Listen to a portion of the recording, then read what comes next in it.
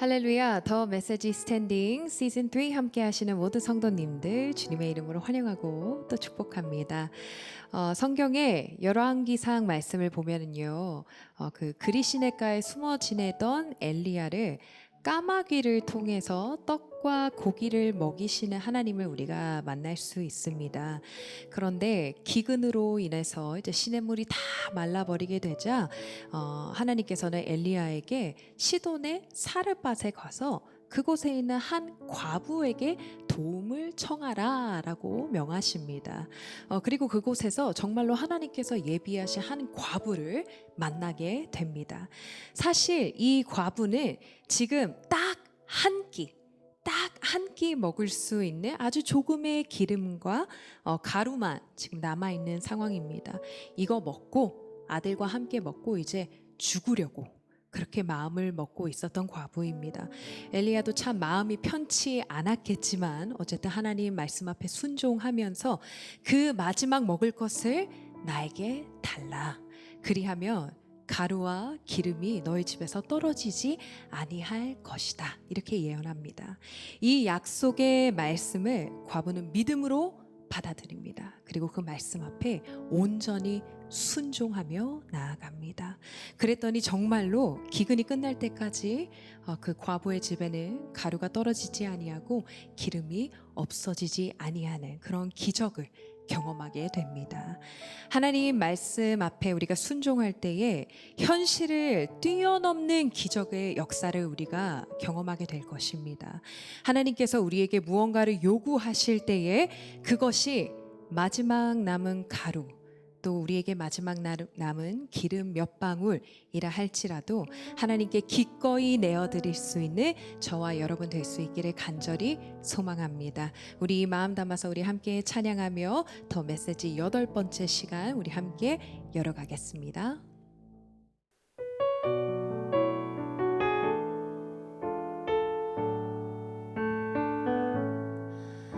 날이 저물어 갈 때 빈들에서 걸을 때 그때가 하나님의 때 내 힘으로 안 될 때 빈손으로 걸을 때 내가 고백해 여호와 이래 날이 저물어 갈 때 날이 저물어 갈 때 빈들에서 걸을 때 그때가 하나님의 때 내 힘으로 안 될 때 빈손으로 걸을 때 내가 고백해 여호와 이래 주가 일하시네 주가 일하시네 주께 아끼지 않는 자에게 주가 일하시네 주가 일하시네 신뢰하며 걷는 자에게 우리 모인 이곳에 주님 함께 계시네 누리네 아버지 은혜 적은 떡과 물고기 내 모든 걸 드릴 때 모두 고백해 여호와 이래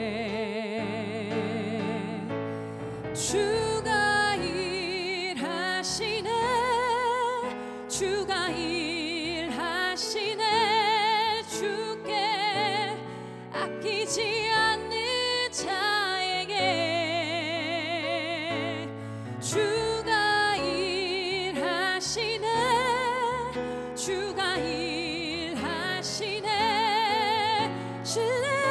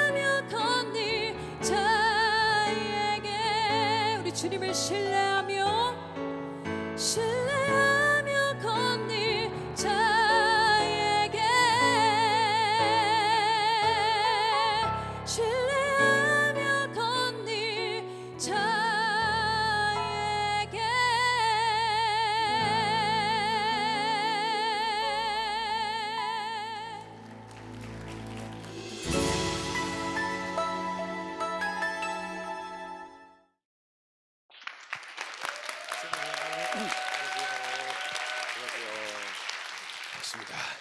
네, 다이제스라는 단체를 섬기고 있는 김성교 선교사라고 합니다. 네, 오늘 또 함께 순종에 대한 이야기를 해볼 텐데 순종에 대한 이야기를 하기 전에 말씀부터 읽도록 하겠습니다. 우리 함께 띄어져 있는 말씀 함께 한 목소리 읽고 말씀 나누겠습니다. 읽겠습니다. 시작. 이에 예수께서 제자들에게 이르시되 누구든지 나를 따라오려거든 자기를 부인하고 자기 십자가를 지고 나를 따를 것이냐. 아멘. 하나님의 말씀에 순종해서 따라가려고 할 때 예수님이 처음에 수많은 사람들을 만나셨을 때 만날 때 방식이 좀 다 다르셨어요. 예를 들면 대제사장과 바리새인을 처음 만나셨을 때의 반응과 그 다음에 세리과부 창녀 뭐 이런 사람들을 만나셨을 때가 좀 달라요. 그래서 세리과부 창녀 고아 같은 사람들을 만나실 때는 되게 따뜻하셨어요. 인자하시고 온유하시고, 그래서 아픈 데는 없는지 힘든 데는 없는지 되게 감싸시고 되게 보듬어 주셨는데, 일단 뭐가 억한 심성이 있으셔서 그런지는 모르겠는데 대제사장하고 바리새인들만 만나면 이렇게 주님이 이렇게 도세요. 그냥 못 넘어가시겠나 봐요. 그래가지고 일단 눈에 뭐 한 게 없는데 그냥 일단 눈에 보면 이 독사이 자식들아 막이 회칠한 무덤 막 혁대 풀러가지고 막 다 엎어버리시고 이러면서 약간 조금 이렇게 과격하게 반응을 하셨단 말이죠. 근데 이렇게 반응하든 저렇게 반응하든 상관없이 이 지금 말씀에 뭐라고 말씀하시냐면 누구든지예요. 누구든지 주님 따라가려면, 즉 하나님의 말씀에 순종하는 삶을 살려면 예외 없어요. 대제사장이나 바리새인이나 세리과부 고아 창녀 상관없이 누구든지 날 따라오려면 제일 먼저 뭘 해야 된다고 말하냐면 자기 부인을 하라고 말씀하십니다. 네, 여러분, 이 자기 부인에 대해서도 우리가 자꾸 뭔가 힘들고 고통스러운 마음이 들 수밖에 없어요. 왜냐하면 내 원함과 내 욕구대로 하려고 하는 그 마음을 부인해야 된다라는 것이거든요. 근데 문제는 우리가 그렇게 이해하게 되어지면 그 힘든 것 자체에 너무 집중을 하느라고 그 뒤에 얻을 것에 대해서 생각을 잘 못해요. 이게 사단이 아주 교묘하게 하는 공격 중에 하나인데요, 포기할 것에 먼저 집중하게 만들어요. 사람들이 뭔가를 하려고 할 때요, 다이어트를 시작하면, 다이어트를 시작만 해도 참 큰 일인데 다이어트를 시작하면 분명히 고통이 동반됩니다. 먹고 싶은 대로 못 먹잖아요. 그리고 내가 하고 싶은 대로 못 하고요. 운동이라고 하는 고통스러운 과정이 동반됩니다. 근데 사람들이 그 과정을 통과하는 이유는 뭐예요? 얻을 영광 때문에, 그죠? 얻을 수 있는 것들에 대한 그 모습을 보고 오늘의 고통을 감내한단 말이죠. 이것처럼 우리가 어떤 목표를 두었을 때 반드시 동반되어지는 고통과 아픔과 어려움이 있습니다. 근데 그 고통과 아픔을 뛰어넘는 그보다 더 큰 목표가 있고 뚜렷한 방향이 정해져 있으면요, 사람들은 그건 당연히 감수하는 거라고 생각을 해요. 그래서 첫 번째는 우리가 만약 오늘 자기 부인을 한다라는 것은 뭐냐, 내가 오늘 나아갈 목표가 굉장히 뚜렷해졌다는 거예요. 이게 뚜렷하지 않으면 여러분 자기 부인하는데 굉장히 어려워지십니다. 할 이유가 없는 거예요. 내가 왜 고통스러워야 돼? 내가 왜 힘들어야 돼? 그래서 우리의 나아갈 방향성과 목표가 정확하지 않으면요, 성경에서 말한 우리 신앙 안에서 반복적으로 나타나게 되어지는 이 자기 부인의 과정을 힘들어하기만 합니다. 내가 이렇게까지 해야 돼? 그래서 사람들이 자꾸 타협점을 찾아줘요. 그렇게 힘들어하는 사람에게. 그렇게까지 하지 않아도 괜찮아. 그렇게까지 하지 않아도 충분히 믿음을 살 수 있어. 예, 뭐 어느 정도는 가능한데요. 이게 사람들이 예수님보다 더 인자해져 가지고 예수님은 자기 부인하라 그러는데 그걸 가르치는 사람들이 자기 부인 안 해도 예수님 따를 수 있는 그런 방법 없습니다. 그래서 사람들이 자꾸 속아요. 우리가 인생을 살아가면 분명히 나타나는 건 반드시 내가 어떤 목표를 설정했을 때 목표에 잘 맞는 성향도 있지만요, 목표에 잘 나아가지 못하게 막는 그런 어떤 여러 가지 요소들이 있습니다. 그러면 내가 그게 나아가려고 하는 방향성이 너무 뚜렷하고 목표가 세워지면요, 그런 것들 부인하고 하는 이런 원리들을 이미 저와 여러분은 잘 쓰면서 살고 있단 말이에요. 그래서 점검해야 되는 게 뭐냐, 예수 그리스도가 우리의 삶의 방향이 되셨냐는 거예요. 목표가 되셨냐는 거예요. 선명하게 예수를 따르는 삶이, 그분의 제자로서 사는 삶이 우리의 인생의 목적이 되었고 목표가 되었다면 자기 부인은 고통스럽긴 하지만 이상한 건 아니란 말이에요. 근데 사단이 자꾸 고통과 아픔에 집중하게 만들어요.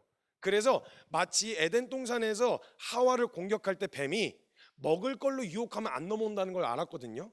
그래서 공격할 때 어떻게 공격하냐면 다른 게 아니라 다 먹을 수 있었어요. 에덴 동산에서 모든 과실들 딱 하나만 먹지 말라 그러셨거든요. 근데 뱀이 뭐라고 공격하냐면 그 하나 먹지 못하게 된 거를 마치 모든 걸 다 통제당한 것 같은 느낌을 들게 만들었어요. 이렇게 질문합니다.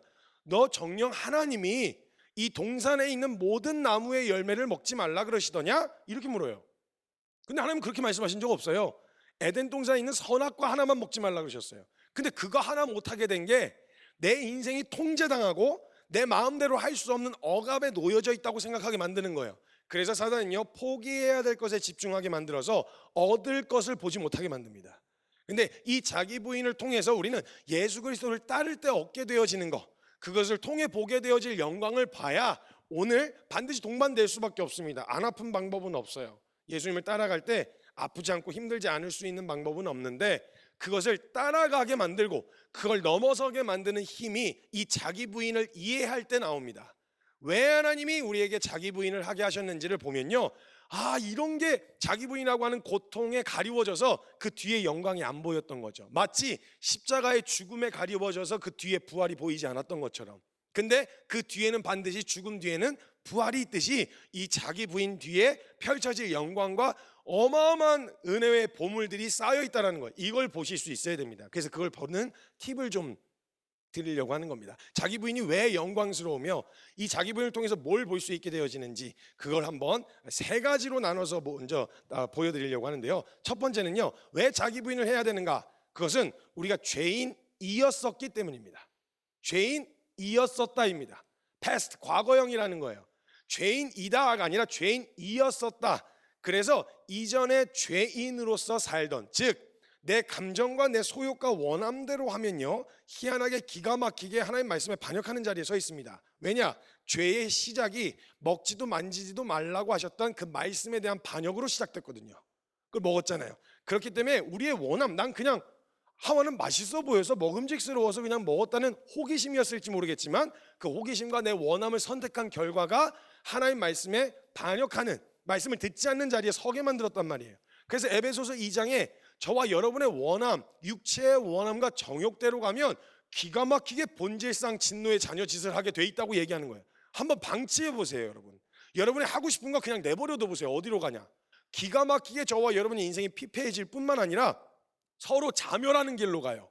그러니까 이걸 알고 있었던 사람들도 부랴부랴 법이라도 만들어서 불이익을 주어서라도 욕구대로 마음껏 다 하면 다 죽게 생긴 거죠. 어느 정도는 통제가 필요했던 거예요. 그런데 옳다라고 하는 성경적 기준, 무엇이 맞는지 무엇이 옳은지에 대하여 분명하게 제시가 되어지고 나니까 여기서부터 돌아서려는 씨름, 돌아서려고 하는 씨름이 시작됐단 말이에요. 근데 문제가 뭐냐면 저와 여러분이 너무 거기에 오랜 시간 노출되어 있던 터라 이게 습관이 되어버린 거예요. 생각하는 거, 행동하는 거, 말하는 거 다 습관이거든요. 근데 여러분, 어떤 특정 환경에 지속적이고 반복적으로 노출되어지기 시작하면요, 사람은 그 환경과 문화에 익숙해지기 시작합니다. 처음에는 계산하고 의식하면서 행동해야 되는데 의식 안 해도 이제 익숙해지기 시작해요. 그렇게 되면 그 다음 단계로 어디로 넘어가느냐? 자연스러워져요. 되게 물 흐르듯이 자연스러워져요. 그렇게 되면 어떻게 되냐? 습관이 됩니다. 습관이 제2의 천성이에요. 이거 정말 무서운 거거든요. 그때부터는 의식이 필요 없어요. 그냥 됩니다. 손이 먼저 나가고 몸이 먼저 나가고 몸이 그냥 반응을 해버려요. 제가 믿음의 원리에 대해서 설명을 하려고 제가 체형 교정을 좀 배웠어요. 체형 교정, 이게 비슷하더라고요. 근데 저한테 가르쳐 주신 교수님이 뭐라 그러셨냐면 만병의 근원은 자세라 그러더라고요. 자세. 진짜 이 자세가 잘못되어지면 모든 병의 시작이 거기서부터 시작된다고 얘기하더라고요. 그래서 특히 자매님들 다리 꼬는 거, 이게 다리 꼬면 그냥 어떻게 표현하셨냐면 교수님이 병이여 오소서 병이여 오소서 이렇게 초대하는 거래요, 병을. 그래서 제가 이런 이야기를 계속 하잖아요. 그럼 제가 분명히 제가 자세를 고쳐 앉으라고 말씀드린 적이 없어요. 근데 제가 이렇게 이야기하면 여러분 벌써 이러면서 고쳐 앉습니다. 자기가 지금 잘못된 자세라는 거 알아요. 근데 여러분은 의식해서 난 나쁜 자세를 앉아야지 하고 앉은 거 아니잖아요. 그냥 그게 너무 반복적이다 보니까 습관이 되어버린 거예요. 그래서 그 자세가 나오는데 알아, 나도 이게 내 몸에 좋지 않은 자세라는 걸. 그래서 옆에서 누가 깨워주고 누가 잘못된 거야 이렇게 얘기하고 굳이 그렇게까지 얘기 안 해도 올바른 것만 얘기해줘도요, 처음에는 이러면서 이제 자세를 고쳐 앉는단 말이죠. 딱 제 강의 끝날 때 보세요, 원래대로 돌아가 있습니다. 이게 습관이에요. 이게 습관. 여러분, 이 습관이 되잖아요. 그때부터는 일상이 됩니다. 계속 반복되거든요. 그럼 이게 삶이 되는 거예요. 그러면 우리가 자연스럽게 노출돼 살아왔었던 환경이 어떤 환경이었냐? 세속적인 가치, 즉 죄인의 원함과 정욕을 법이 허용하는 테두리 안에서 최대치로 발현하면서 살아오던 환경 속에서 노출되어 살아왔어요. 거기서 익숙해졌고 습관이 됐고 자연스러워졌고 일상이 됐고 그게 삶이 되어서 완전히 이게 내게 됐단 말이죠. 이렇게 이해하시면 쉬우실 거예요. 자, 여기가 방향이 십자가입니다. 여기가 세상이고요. 대부분의 사람들은 세상으로 달려갑니다. 이 길밖에 없는 줄 알고 달려가요. 어떤 사람들은 이 길밖에 없나? 막 의심하지만 기웃기웃하면서 이리로 갑니다. 제일 흉악한 것들이 어떤 놈들인지 아세요? 모태신앙 같은 것들이에요. 왜 그러냐면 보긴 여길 봐요. 근데 가긴 뒤로 가요. 제일 흉악한 것들이에요. 근데 어찌됐건 모든 사람들이 다 한결같이 이 방향으로 달려가고 있었단 말입니다. 그런데 말씀 내지는 은혜를 받고 나서 충격을 받고 아, 이 길이 아니구나 하고 자다가 잘못되었다는 걸 깨닫고 여기서 방향을 틀었단 말이죠. 방향을 틀었는데 지금 내 몸은 어디에 더 가까이 있어요? 세상에 생각, 사고, 행동 이 모든 게 어디에 더 친숙하게 반응하냐면 세상에 더 친숙하게 반응한단 말이에요. 그러니까 왜 잘 안 되지? 안 되는 게 맞죠. 원래 새로운 걸 시작하려고 하는 거니까 새 생명으로 새 삶을 시작하려고 하니까 안 되는 거예요. 여러분이 만약에 여행을 만약 다녀오신 거면 모르겠는데 이민을 가시려고 하시면 그 나라의 언어를 배우는 게 여러분이 편하십니다. 근데 여행 정도면 재밌다 즐겁다 하고 돌아올 수 있는데 거기서 살려면 내 언어 습관도 고치고 내 삶의 라이프 스타일도 바꿔야 돼요. 한국 법이 적용되는 곳이 아니거든요. 완전히 바꿔줘야 된단 말이에요. 근데 이 과정 안에서 당연히 고통이 동반되는데 우리가 만약 그곳에서 살기로 했다 그렇게 되어지면 고통스럽다도 바꾸겠죠. 그러니까 저와 여러분 안에 죄인이었었던 죄의 습관들이 여전히 남아있기 때문에 새 생명이 되었으나 새 생명으로 살아가려는 삶을 자꾸 발목을 잡혔던 거예요. 이상한 게 아니에요. 그래 살아와서 그래요. 그렇게 생각하고 말하고 행동하는 게 너무 익숙해서 그랬던 거예요. 그러니까 그때는 내가 죄인이었었지 마저 확인하는 시간이에요. 그래 죄인이었었어. 그럼 이런 나는 죽었지. 이제 새 생명이지 이걸 확인하는 시간이지 아유 나는 안 되는구나 이렇게 둘러빠질 그 상황이 아니란 말이에요. 자 보세요. 조금만 더 설명하겠습니다. 자 만약에 시계가 저기 이 뒤에 걸려 있다고 생각해 보시죠. 여러분들이 제가 몇 시예요 하면 여러분들 다 저기를 보실 거란 말이에요. 그렇죠? 뒤를 돌아서 이렇게 보실 거란 말이죠. 근데 제가 이 시계를 옮겨서 저기다 옮겨놨습니다. 그럼 여러분 몇 시예요? 라고 이야기를 다시 물으면 여러분들은 익숙하게 원래 시계가 있었던 자리로 이렇게 쳐다보실 거예요. 근데 옮겨놨잖아요. 그럼 없죠? 그럼 없네? 하면 이제 어떻게 해야 되죠? 옮긴 쪽으로 가서 봐야 되겠죠? 그게 맞잖아요. 이렇게 단순한 걸 이렇게 단순한 걸 갖다가 봤는데 없어. 그러면 저기 옮겼지 하고 옮기면 되잖아요. 신앙도 내가 죄인이었던 예전의 습관적인 모습을 봤어. 내 죄인의 모습이 그래 이런 나 죽었지 이런 나 끝났지 하고 얼른 새 생명을 봐야 되는데 우리가 무슨 짓을 한 줄 아세요? 시계를 봐요. 없잖아요. 그럼 뭐 다른 데를 이렇게 옮긴 데를 봐야 되는데 시계를 보고 없는 쪽을 바라본 자기를 보면서 나는 안 돼. 나는 등신이야. 나는 소망이 없어. 나는 가망이 없어. 이러고 있는 게 지금 우리 신앙생활 하는 데서 나타나는 반응이라니까요. 그럴 때 여러분의 습관적인 반응이 나타날 때 맞아 이런 나 끝났지 지나갔고 보라 새 것이 되었도다. 내가 다 이루었다.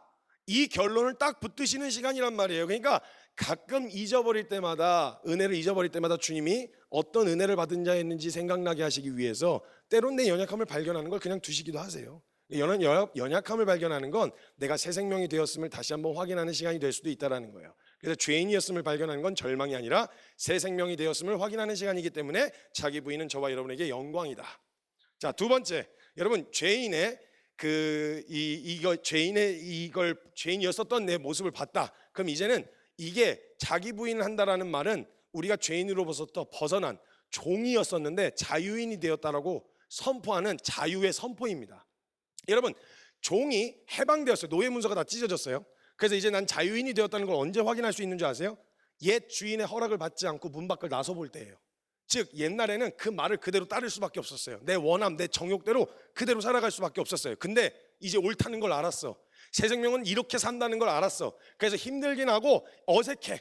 맞지 않는 것 같아. 옛날에 옛 주인이 막 소리를 지르는 것 같아. 너 그렇게 살면 안 돼. 너 언제까지 그렇게 될 것 같은데. 너 금방 넘어져. 막 소리를 지르는 것 같지만 그 말을 듣지 않고 옳은 것을 선택하여 걸어보는 이 한 걸음이요. 내가 오늘 진짜 자유인이 되었다는 걸 확인하는 자유의 선포가 되는 거예요. 그러네? 할 수 있네? 되네? 어려운 거지 안 되는 게 아닙니다. 잘 안 되는 걸 안 된다고 말하면 저와 여러분이 안 가려고 한단 말이에요. 근데 이건 잘 안 되는 거예요. 왜? 습관이 되어버렸으니까. 그러나 잘 안 되지만 가능하다. 그걸 한 걸음이라도 치열하지만 걸어보면요, 되네. 자유인이네. 막 소리를 지르든 뭐라든 난리를 상관없어요. 하나님 말씀에 순종하려고 몸부림치는 그 한 걸음이요, 예전에는 상상도 못했던 자유인만 할 수 있는 자유의 고백이고 선포가 되어지는 거예요. 나 이제 더 이상 너한테 매여 있지 않아. 나 이제 더 이상 너에게 끌려가지 않아. 이 자유의 선포가 되어지기 때문에 이 자기 부인은 영광입니다. 여러분은 종이 아니라 자유인이 되었음을 날마다 선포하시려면 욕구와 본능과 본성대로 예전에 살던 습관대로가 아니라, 아니야, 이렇게 살지 않아 볼까, 이걸 스스로 결정할 수 있는 자유인인 것을 확인하기 위해서, 선포하기 위해서라도 한 번 더 씨름해 보시고 걸어 보시라는 거예요. 그 한 걸음이 굉장히 값진 한 걸음이라는 거예요. 그리고 세 번째는 사랑의 고백입니다. 사랑의 고백. 여러분 보세요. 난 너밖에 없어 라는 표현은 굉장히 달콤한 고백이죠. 사랑의 고백. 근데 남자가 여자한테 난 너밖에 없어 라고 이야기하는데 상황 자체가 여자가 진짜 얘밖에 없어. 생각을 해보세요. 여자가 아무도 없고 여기 오직 여자가 한 명밖에. 야, 너밖에 없어. 여자가 그냥 너밖에 없어 이렇게 얘기하면 말은 되게 같은 말인데 뭔가 이렇게 사랑이 느껴지진 않죠. 근데 여러분, 이 사람을 향한 진짜 사랑이 언제 드러나냐면, 세상의 절반이 여자인데 정말 매력적인, 정말 수많은 사람들과 가능성이 있는데도 불구하고 그 자리에서, 야, 아무리 매력적이라고 말하는 사람들이 눈앞에 있어도 난 너밖에 없어 라고 이야기하면 이거 진짜 순전한 사랑의 고백 아니에요? 그런 고백 듣고 싶잖아요. 그런 고백 우리 듣고 싶단 말이에요. 이게 진짜 순전한 사랑의 고백이란 말이죠. 그러니까요, 만약 하나님이 에덴 동산에서 아담과 하와가 살아가는 동안에 모든 게 다 하나님을 드러내고 있었어요. 하나님밖에 없잖아요. 모든 게 하나님의 능력과 신성을 드러내고 있는 환경이잖아요. 근데 그때 하나님이 정말 원하셨던 관계는 뭐였냐? 사랑의 관계였어요. 사랑을 원하셨어요. 사랑에는 가장 기본적인 전제가 뭐냐? 자발성과 능동성이에요. 자의적인 결정이어야 된단 말이에요. 근데 거기 널린 게 다 하나님인데 자의적인 결정인 게 어떻게 드러나냐고요. 그래서 하나님 이외에 또 다른 매력적인 선택지가 있어야 했어요. 그게 뭐였죠? 선악과였죠. 하나님 이외에 또 다른 매력적인 선택지, 그 자리에 서서 동산 중앙에다가 그것도 오고 가며 보는데, 그래서 아담과 하와가요, 범죄하기도 전인데 선악과를 볼 때 어떤 느낌이 들었는 줄 아세요? 보기에 먹음직스럽고 지혜롭게 할 만큼 탐스럽게도 보였어요. 그런데요, 그날 타락한 선악과를 먹은 그날만 매력적으로 보였던 게 아니라 매일매일이 그랬을 거란 말이에요. 그러나 아담과 하와는요, 동산 중앙에 있는 그 선악과를 그냥 보고 맛있게 생겼다, 와 먹음직스럽네 했지만, 매력적이지만 그걸 지나쳐서 주님께 걸어가는 그 걸음이요, 난 그냥 보이고 먹음직스럽고 하고 싶고 갖고 싶었지만 그걸 돌아서서 주님께 걸어가는 그 걸음 자체가 하나님을 향한 사랑의 고백이었단 말이에요. 주변에 수많은 매력적인 선택지들이 있었지만, 하나님 나 이거 하고 뭐 잠깐 눈도 돌리고 그러긴 했는데요, 나 그래도 주님이에요, 이렇게 이야기하면 그건 주님을 향한 진짜 사랑하는 순전한 사랑의 고백이 된다는 거예요. 그래서 여러분, 제일 바보 같은 기도가 죄가 미워지게 해주세요, 죄가 없어지게 해주세요. 아니에요. 하나님이 주님 따라가는데 그게 제일 방해가 되는 줄 알면서도 왜 우리의 유혹거리가 되는 그 수많은 것들을 우리 주변에 남겨놓으셨을까요? 그건 해결하실 능력이 없어서가 아니고요, 우리가 그 수많은 매력적인 선택지 앞에서 이리 치이고 저리 치이고 공격받고 흔들리고 깨지고 넘어지기도 하는데, 그 과정을 지나서 너덜너덜하신 상태로 주님 앞에 이렇게 서면요, 멋있고 깔끔하고 대단한 모습이 아니어도 여기까지 걸어온 그 모든 걸음들이 다 주님을 향한 사랑의 고백이 되는 거예요. 여기까지 왔구나. 그 참 넘어지고 싶은 순간들 많았을 텐데, 넘어졌을 때 그만하고 싶은 순간들이 참 많았을 텐데, 그 모든 공격을 뚫고 여기까지 왔구나. 그게 우리가 주님을 향한 순전한 사랑의 고백이 되어질 수 있다는 거예요. 자기 부인, 하나님을 향한 사랑의 고백입니다. 저와 여러분 앞에 수도 없이 많은 유혹거리가 앞으로도 남아있을 거예요. 저와 여러분의 발목을 잡아 걸려 넘어뜨리게 만드는 수많은 일들도 있을 거예요. 그리고 넘어져서 때로는 일어날 힘이 없을 때도 있을 거예요. 근데 그 모든 시간을 뚫고 주님 앞에 너덜너덜해진 상태로 섰는데, 우리 주님은 그 치열한 그 수많은 매력적인 선택지를 지나서 오늘 나에게 걸어온 그 한 걸음 한 걸음이 주님을 향한 사랑의 고백이 되어져서 하나님이 가장 기뻐 받으시는 사랑의 제사가 되어질 수 있다는 거예요. 그래서 오늘 그 싸움 자체가 의미가 없어 보이는 것 같지만 완성된 모습으로 증명하고 싶은 마음은 알아요. 근데 오늘 저와 여러분이 포기하지 않고 그 씨름을 싸워내는, 그 씨름을 해나가는 그 모든 걸음이 오늘 우리가 주님 앞에 올려드리는 사랑의 고백이 될 거라는 거예요. 그 한 사랑, 주님을 향한 사랑의 고백, 저와 함께 같이 올려드리실 수 있었으면 좋겠습니다. 감사합니다.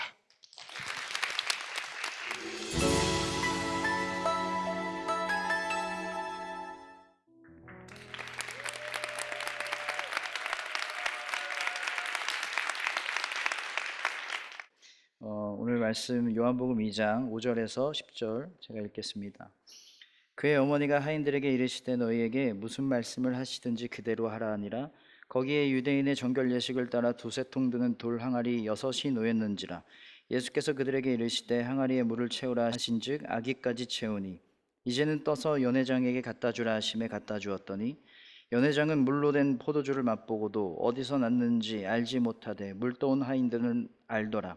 연회장이 신랑을 불러 말하되 사람마다 먼저 좋은 포도주를 내고 취한 후에 낮은 것을 내거늘 그대는 지금까지 좋은 포도주를 두었도다 하니라. 아멘. 페이저츠의 신재영 목사입니다. 흘러가는 대로 살기로 했다라는 제목의 말씀을 전하겠습니다. 대류에 합류되지 못한 지류는 소멸된다라는 말이 있어요. 쉬운 말로 냇물이라는 지류가 바다라는 대류에 합류되지 않으면 소멸된다. 냇물이 바다로 가지 못하면 썩거나 증발돼 버리겠죠. 그냥 끊어지니까. 선수라는 지류는 국가대표라는 대류에 합류하고 싶어 할 거예요. 배우라는 지류들은 유명한 감독, 영향력 있는 감독의 작품이라는 대류에 합류하고 싶어 할 거예요. 그래야 자신의 어떤 꿈과 자신의 가능성을, 자신의 존재감을 소멸하지 않고 더 바다처럼 커질 수 있게 하거든요. 우리도 내 가능성과 내 존재감을 소멸되지 않게 하기 위해서 대류들을 찾습니다. 뭐 핫한 브랜드, 핫한 트렌드 이런 것들을 쫓아 살기도 하고, 더 크게는 이런 전공이 좋다더라, 이런 직업이 좋다더라, 이런 데가 좋은 데라더라, 대세라고 말하죠. 흔히 그 대세를 쫓아서 우리의 삶과 우리의 길의 선택을 정할 때가 있는 거예요.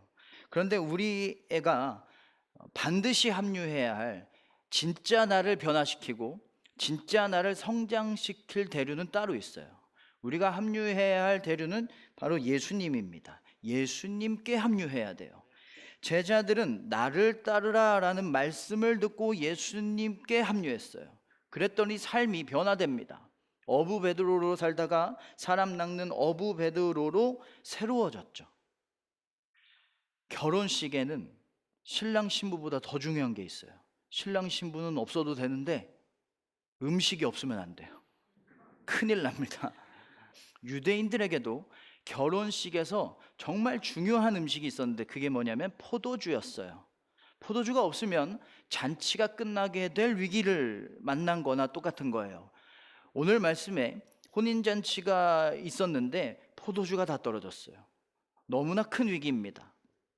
그때 예수님이 돌 항아리에 물을 가득 채운 다음에 그 물을 포도주로 바꿔주셨어요. 그래서 잔치가 다시 연장될 수 있게 됐죠. 끊어지지 않게 하신 거예요. 그런데 이 돌 항아리에 우리가 합류해야 할 대류의 비밀이 있어요.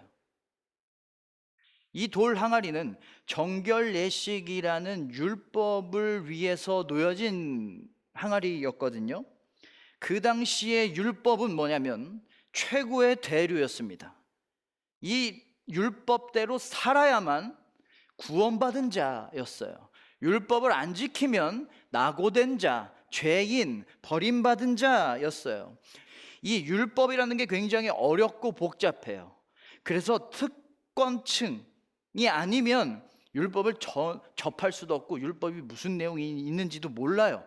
가난하거나 사회적 약자들, 병든 자들, 율법을 알려줄 부모님이 없는 고아 같은 자들은 율법을 만날 기회도 없는 거예요. 그래서 그냥 살던 대로 살았는데 자꾸 율법 학자들이 나보고 죄인이래요.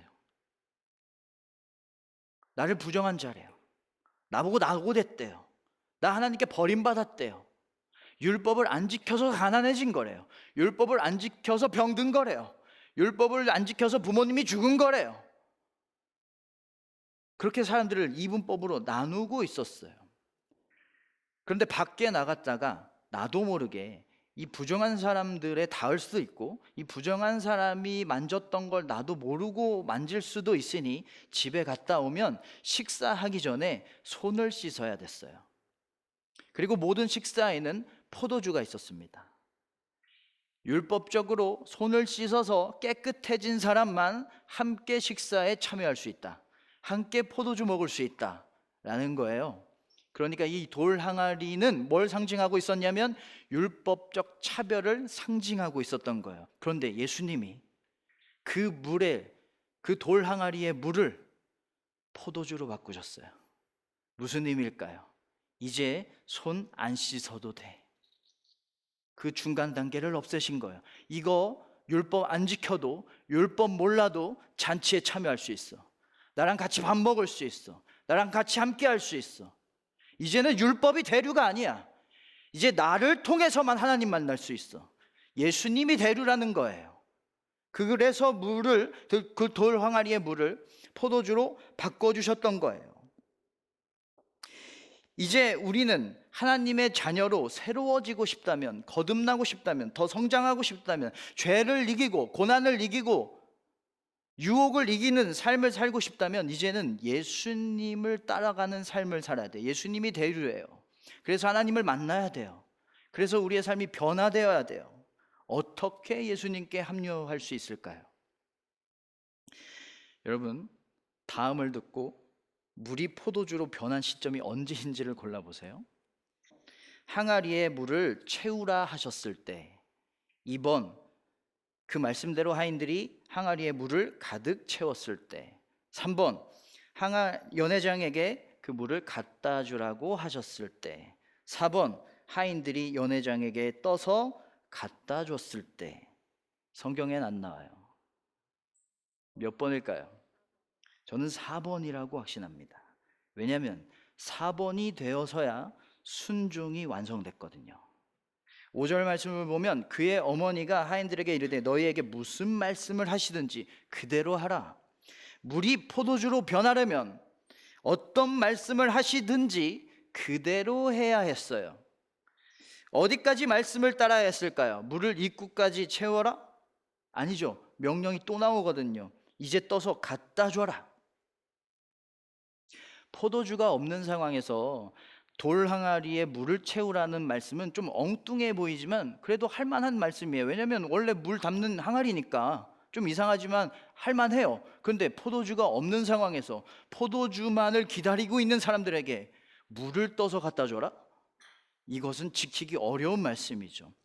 혼날지도 몰라요. 잘릴지도 몰라요. 하인들은 겁났을 거야. 이러다 우리 어떻게 되는 거 아니야? 혼나는 거 아니야? 잘리는 거 아니야? 그런데 거기까지 따랐을 때 물이 포도주가 됐을 거예요. 포도주로 변해서가 아니라 아직 물인데, 아직 변하지 않았는데 그때 갖다 줬더니 포도주로 변했을 거예요. 상황은 그대로인데 감사하라 하시니 감사해야 돼요. 상황은 그대로인데 기도하라 하시니 기도해야 되는 거예요. 그때 상황이 변하는 거예요.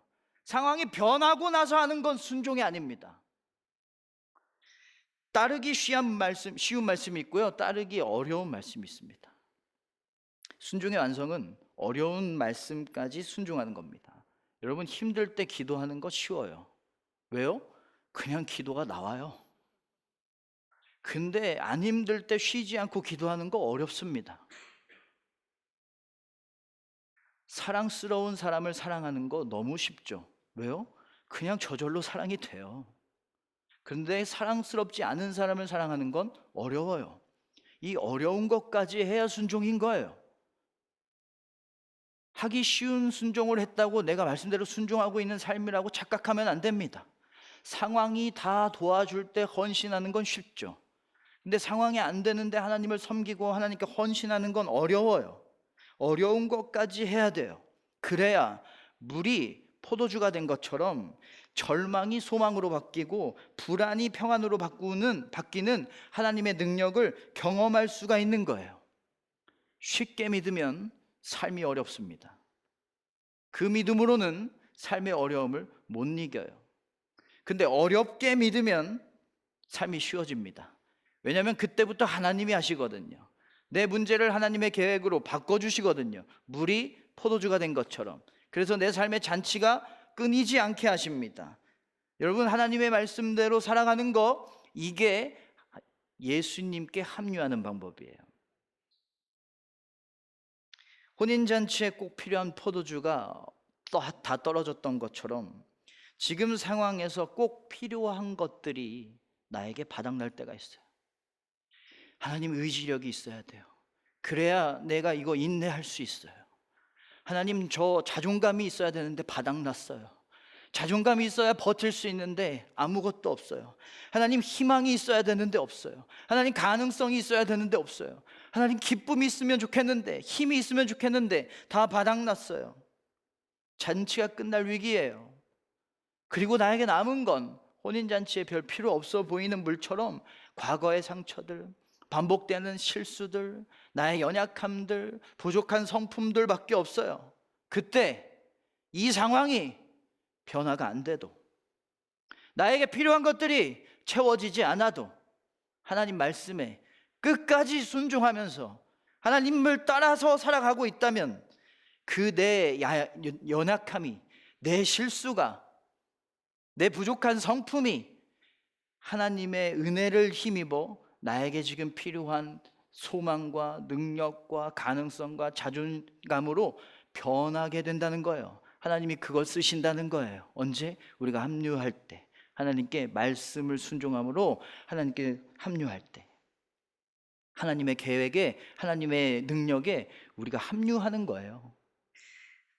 여러분, 하나님은 지금도 여러분을 위해서, 어려움을 경험하고 있는 여러분을 위해서 이미 다 준비해 놓으셨다는 거죠.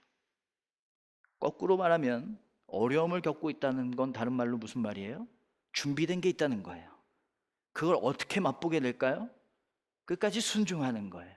상황은 변하지 않는데 하나님 말씀대로 하나님의 뜻을 기다리면서 순종하는 거예요. 끝까지 버티는 겁니다. 여러분, 최고의 계획은 흘러가는 대로 사는 거예요. 하나님의 인도하심이라는 흘러가는 대로, 하나님의 인도하심이라는 그 흐름대로 살아가는 거. 여러분, 흘러가는 대로 사세요. 내 삶의 계획과 내 삶의 현실적인 흐름이 다를 때마다 우리는 그 흐름을 바꿔보려고 아둥바둥 삽니다.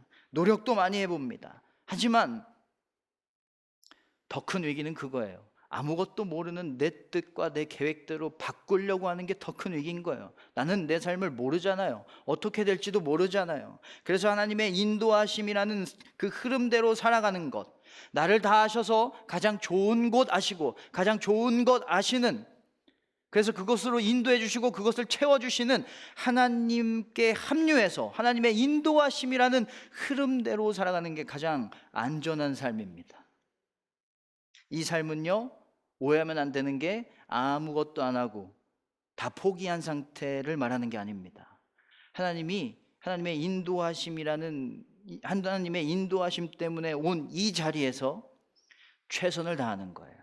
아무것도 안 하는 게 아니라, 다 포기하는 게 아니라, 하나님이 이 자리 보내셨으니까 내가 최선을 다할게요. 이게 순종이에요. 그렇게 살아가다 보면 결국은 은혜가 풍성한 하나님 나라에 흘러갈 수 있게 되는 거예요. 하나님의 계획이 있는 그 은혜의 때에 내가 흘러갈 수가 있게 되는 거예요. 하나님이 목적하신 푸른 초장에 흘러가게 되는 거예요. 어부였던 베드로는요, 하나님의 흐름대로 살았습니다. 그랬더니 사도라는 가장 적절한 삶에 닿게 됐습니다. 목동이었던 다윗은 하나님의 흐름대로 왕이라는 다윗에게 가장 알맞은 삶을 찾게 됐어요. 요셉은 하나님의 흐름대로 흘러갔습니다. 그 흐름 중에는 노예 생활도 있었고 감옥 생활도 있었는데 그 흐름대로 살았더니 이집트의 총리라는 것으로 쓰임받게 됩니다. 하나님께 합류해서 흘러가는 대로 살아가는 게 가장 좋은 계획입니다. 여러분, 흘러가는 대로 사세요. 하나님이 인도하시는 대로 순종하면서 살아가세요. 내 삶이 더 좋은 포도주처럼 변할 거예요. 나에게 있는 게 물과 같은 것밖에 없을지라도 하나님은 그것으로도 더 좋은 포도주의 삶으로 바꿔주실 거예요. 강은 냇물을 가려받지 않아요. 더러워도 받습니다. 커도 받고요, 작아도 받아요. 깨끗하도 받아요. 그게 강이 하는 일이에요. 냇물의 상태가 어떠하든 다 받아줍니다. 하나님도요, 내가 죄로 인해서 내 영혼이 너무나 더러워졌어도, 내 삶의 크기가 너무 작은 것 같아도, 내가 너무 다른 냇물에 비해서, 다른 삶에 비해서 너무 느리게 흘러도 하나님이라는 강은 나를 다 받아줍니다. 강으로 합류한 냇물은 이제 뭘로 살게 되죠? 냇물로 살지 않아요. 강으로 살아요. 강은 냇물이 없는 힘이 있어요. 바다로 나아가기에 장애물이 있으면 밀어버립니다. 길이 없으면 길을 만듭니다. 뚝이 있으면 무너뜨려 버려요. 우리가 하나님께 합류해서 하나님의 인도하심, 하나님의 말씀하심대로 그 흐름대로 살아가면 하나님 나라와 하나님의 계획에 닿는데 방해되는 것들이 있다면 여리고성을 무너뜨린 하나님께서 무너뜨리게 하실 것이고, 나를 막고 있는 골리앗이 있다면 쓰러지게 하실 것이고, 길이 막혀 있다면 길을 만드셔서 우리를 하나님의 나라로, 하나님의 계획이 있는 자리로 우리를 끝까지 인도하실 줄로 믿으시고 그대로 따라 살아가시길 바랍니다. 오늘 말씀 11절을 보면 예수께서 이 첫 표적을 갈릴리 가나에서 행하여 그의 영광을 나타내심에 제자들이 그를 믿었더라. 이게 이 말씀의 목적이에요. 제자들이 믿게 됐어요. 더 나아졌어요. 더 좋은 포도주가 됐어요. 더 예수님께 합류하게 됐어요. 말씀대로 살아가시기 바랍니다. 돌 항아리에 물을 가득 채웠어요. 이것처럼 조금만 하는 게 아니라 최선을 다해서 충분히 내 삶을 말씀이 채울 때까지, 욕심이 비어진 곳을 채울 때까지, 내 생각을 잠식시킬 때까지 하나님의 말씀대로 다 채워서 살아야 돼요. 뭘 더 갖고, 뭘 더 알고, 뭘 더 이룬 삶보다 약하고 부족해도 말씀대로 살아서, 하나님의 인도하심이라는 그 흐름대로 살아서 가장 완전한 삶을 살아가는 우리가 되기를 주님의 이름으로 축원합니다.